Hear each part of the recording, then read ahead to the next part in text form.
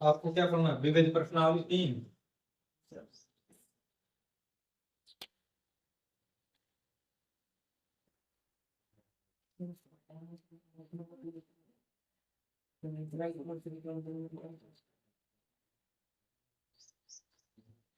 देखिए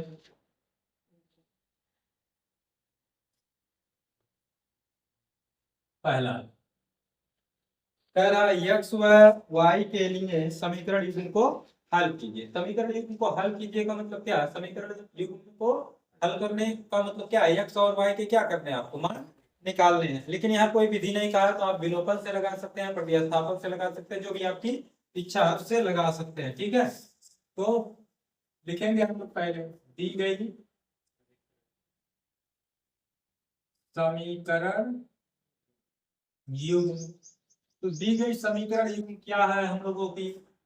2x minus Y plus 3 बराबर, ये पहला समीकरण है।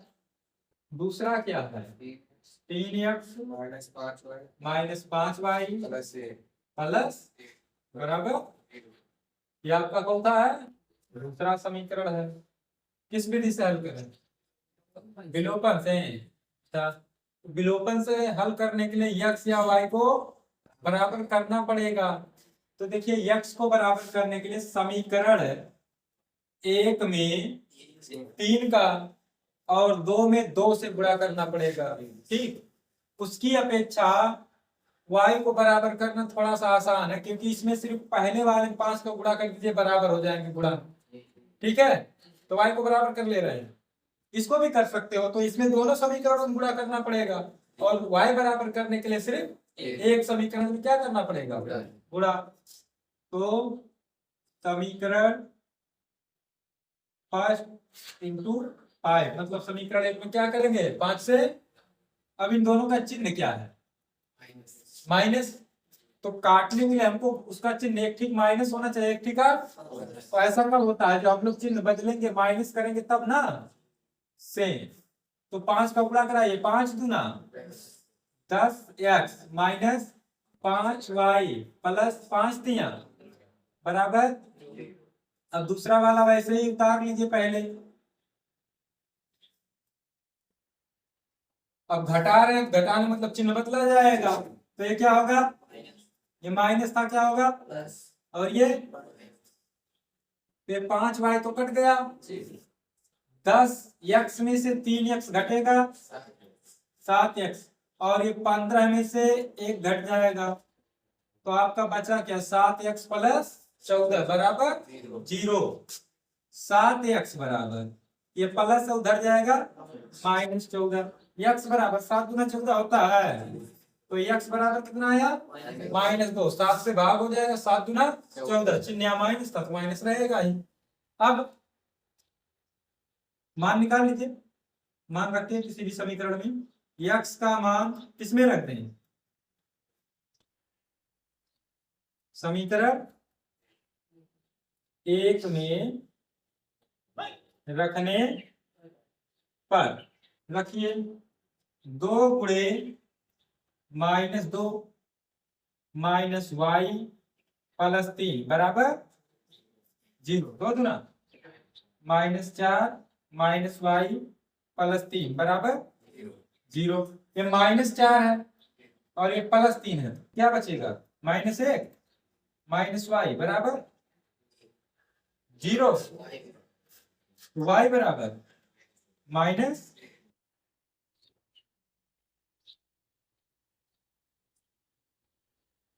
आगे दूसरा कह रहा है 2 व्यक्तियों की आय का अनुसार 11:7 है और उनके व्यय का अनुपात 9:5 है। उनमें से प्रत्येक ₹400 प्रति माह की बचत करता है, तो उनकी मासिक आय ज्ञात कीजिए। हमको निकालना क्या? उन लोगों दोनों के मासिक आय, मतलब कि कितना कमाते हैं। ठीक है, तो माना 2 व्यक्ति हैं, तो एक पहला होगा एक दूसरा। पहले व्यक्ति की मासिक आय। अब देखिए जो अनुपात दिया गया है और किसका, दूसरे व्यक्ति की मासिक आय, ये लिखेंगे क्या, क्योंकि यहाँ अनुपात दिया गया, अनुपात दिया गया 11:7। तो जो दिए गए हैं वो लिख लेते हैं, 11 और 7 लिख लिए। आगे सिर्फ कोई एक अक्षर पद आप पढ़ा लीजिए, जैसे x हम लिख लिए 11x और 7x। ठीक, एक की कमाई कितनी है 11x, एक की कमाई कितनी है 7x। ठीक, और आप मानेंगे पहले व्यक्ति का मासिक व्यय, व्यय माने खर्च, और दूसरे का भी लिख लेते हैं, दूसरे व्यक्ति का मासिक व्यय। तो इनमें क्या अनुपात है, ये अनुपात सिर्फ दिया गया 9:5। तो यहां लिख लीजिए 9y, यहां लिख लीजिए 5y। ठीक है, ये क्या है, किसमें, रुपए में, कितना रुपए। तो पहला वाला कमा कितना रहा है 11x, खर्च कितना कर रहा है 9y। दूसरा वाला कमा कितना रहा है, खर्च कितना कर रहा है 5y। अब इसमें क्या कर रहा है, प्रत्येक की प्रतिमाह बचत, प्रत्येक की प्रतिमाह बचत, ये कितना बचा रहा है 400 रुपये। मतलब दोनों सेम बचा रहे हैं। पहले वाले की कमाई ज्यादा है, 11x 7x से ज्यादा है ना, लेकिन उसका खर्चा भी ज्यादा है, 9y है। ठीक है, बचत दोनों लोग का क्या है, सेम है। तो बचत कैसे निकालेंगे, कमाई में से खर्चा निकाल दीजिए, बचत आ जाएगा। कमाई में से क्या करिए, खर्चा, जैसे जितना रुपया आप कमाए उसमें से जितना आप खर्च कर दिए उसको वह घट जाएगा, तो आपके पास जो बचत है वही तो आएगा। तो बचत बराबर क्या होता है, आय माइनस व्यय, या आप ऐसे लिख सकते हैं आय माइनस व्यय बराबर बचत। ठीक है, तो ये देखिए, क्योंकि आय माइनस व्यय बराबर बचत, या आप ऐसे लिख सकते हैं बचत बराबर आय माइनस व्यय। ठीक है, तो इसलिए पहले आदमी के लिए निकालेंगे, पहले आदमी आय कितना था 11x, व्यय कितना किया 9, बचाया कितना, पहला समीकरण बन गया। दूसरा का क्या किया है 7x कमाया, खर्चा कितना किया 5y, बचाया वो भी समीकरण। तो इसमें x और y के किसी के भी गुणांकों को बराबर करेंगे तो दोनों समीकरणों में अपनी बार गुणा कराना पड़ेगा। देखिए x को बराबर करना चाहते हैं तो पहले वाले में 7 का, दूसरे वाले में 11 का, 11 7 77। और अगर इसको बराबर करना चाहोगे तो ऊपर 5 का, नीचे 9 का। ठीक है, किसको बराबर कर ले, और कंडीशन दोनों में घटाना ही पड़ेगा x को। चलिए x को ही कर दे रहे हैं, समीकरण 1 गुणे 7 माइनस 2 गुणे 11 से। ठीक, तो 7 को गुणा करें 11 से 77x माइनस 7 नमा 63y बराबर 7 चौक 28 00 यानी 2800। अब इसमें कितने कराना है 11 का, 11 से 77 या माइनस 11 5 55 y 11 चौक, ये आपका 4400 हो जाएगा। घटा रहे हैं, चिन्ह बदलेंगे, 77x से 77x कट गया, 63 माइनस में है 55 प्लस में है, तो 63 में से 55 घटेगा, चिन्ह माइनस रहेगा ना, तो 63 में से 55 घटेगा कितना 8 y माइनस 8, ये आपका माइनस में ये तो यही जाते हैं तो इसी का चिन्ह लिखा जाएगा। 4400 में से 2800 घटा दीजिए, कितना? 1600। तो y बराबर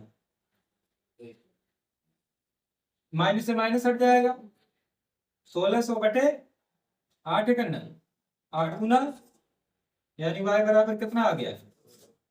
200 आया। तो y का मान समीकरण 1 में, चाहे 1 में रख दीजिए या 2 में रख दीजिए, ठीक है। 1 में रखने पर, 1 में रखना है, यही है ना। तो 11x माइनस 9 गुणे y 200 बराबर 11x माइनस 9 गुना, ये आपका 1800 हो जाएगा, बराबर 11x बराबर 400 प्लस 1800, 11x बराबर 18 4 2200, 11 भाग होगा, ये भी आ जाएगा 200। तो x का मान भी आ गया 200, y का मान भी आय निकालना है ना। तो पहले व्यक्ति की आय कितना है? 11x, यानी 11 गुणे 200, 11 गुना 2200। फिर दूसरे व्यक्ति की, चाहेंगे तो मासिक लिख बढ़ा देंगे, मासिक आय, ये कितना है? 7 है, यानी 7 गुणे 200, मतलब अब आपने एक पूछा मासिक आय पूछा है, अगर व्यय भी पूछता तो उनका व्यय कितना है, तो यहाँ 9 गुणे 200, यानी इसका मासिक व्यय हो जाता 1800, और दूसरे वाले का मासिक व्यय कितना हो जाता? 1000, ठीक है। तो देख लो क्या बचत उतना हो रहा है, ये 2200 कमाया 1800 खर्च कर देगा, 400 बचेगा, ये 1400 कमाया 1000 खर्च कर देगा, 400। अब आपका व्यय निकालने के लिए कहेगा तो यहाँ से निकाल लेंगे, जैसे व्यय निकालने के लिए कहता तो क्या लिखते हैं? पहले व्यक्ति का मासिक व्यय बराबर 9y, 9 गुणे 200, सिर्फ आपका आय ही निकालने के लिए कहा प्रश्न में, ठीक है, हो गया, देख लीजिए।